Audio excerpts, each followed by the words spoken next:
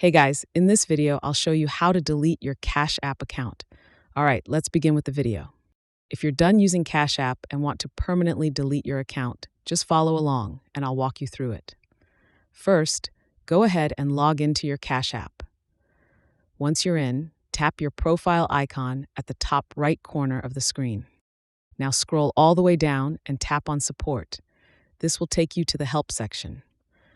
Once you're in Support, tap the search icon and in the search bar type Close Account. You'll see an option that says Close your Cash App account. Tap on that. Then just follow the instructions on screen to confirm your decision. Once confirmed, your account will be permanently closed and you'll be logged out of the app.